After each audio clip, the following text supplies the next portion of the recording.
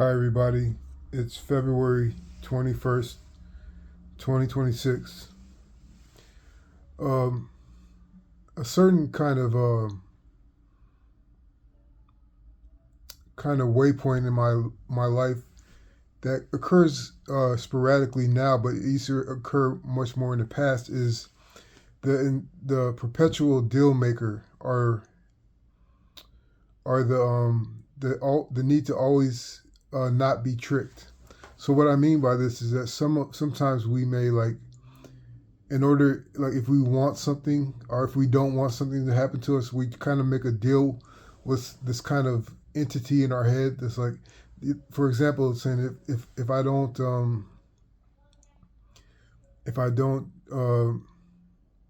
be friends with this person because they're bad, could you at least give me the girl that I want? These kind of deals that we make in our head.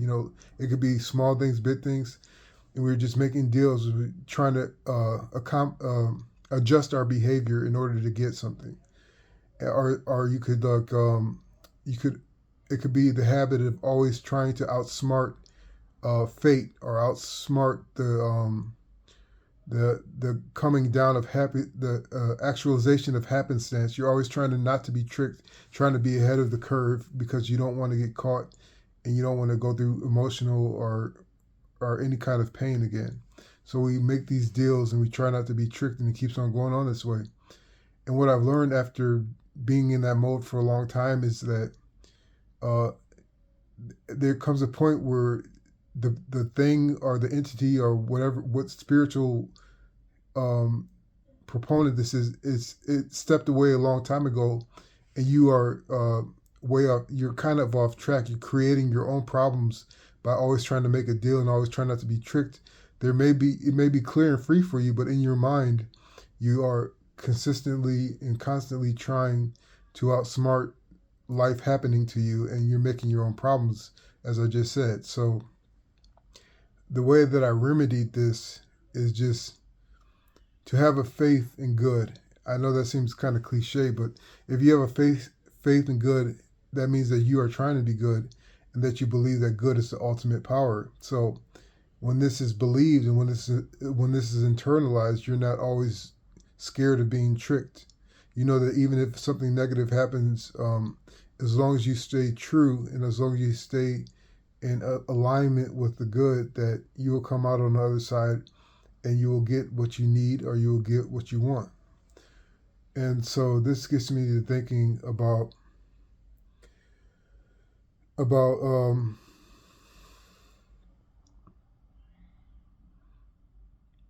when your character is questioned, the relativity of when your character is questioned, or when your habits are questioned.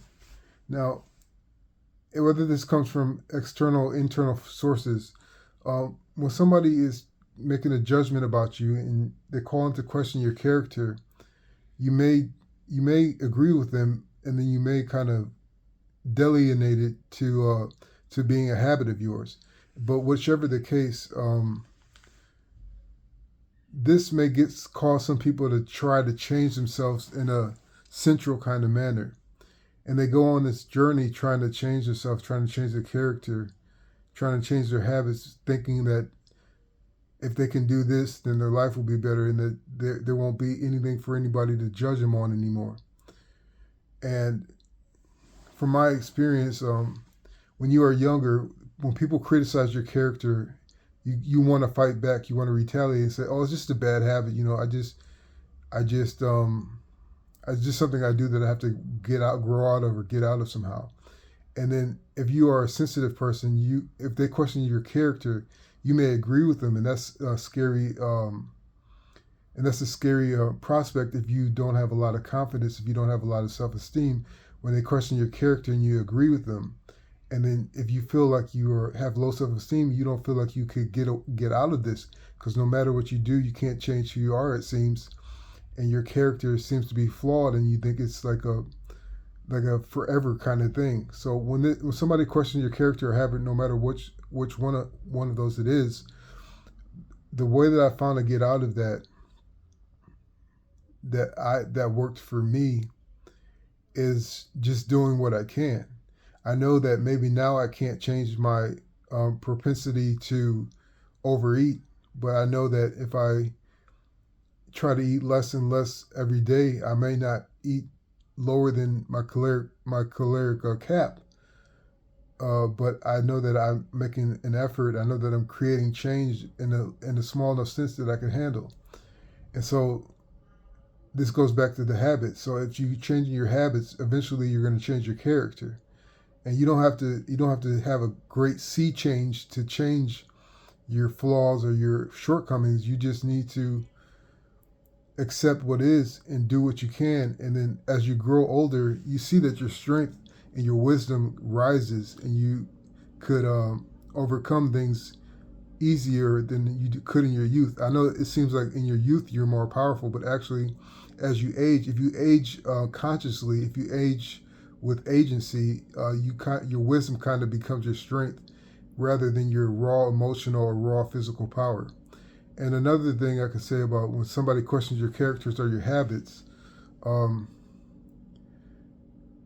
you have to be sure the source that it's coming from is an objective source. Because if it's subjective and somebody's criticizing your character, they're not criticizing your character against a standard that is beneficial to both of you. They're criticizing your character and your habits against their standard or their proposed standards. And the funny thing is that sometimes they're criticizing your character and they don't even meet the same standard that they're criticizing you for. And I'm not saying that they might not see something, or they may be totally invalid against you, but when you call yourself to change, just make sure that you're changing for a reason that is sustainable, not to fit into somebody's mold or not physical, but to fit into somebody's supposed mold that you should try to be aiming for. When you want to change your habits or your character, this is a deep endeavor. This is the stuff of life. This is the years that go by. So when somebody criticizes you in this way, make sure the standard is of your own and the standard is tried and true so that real results may happen. And the last thing I can say about people questioning your character and your habits is you don't necessarily need to be defensive when people do this. Because when you attack back, when you feel insulted, when you feel disrespected, you're going to want to retaliate. And by doing this, you're going to throw away the opportunity to enter what they have said into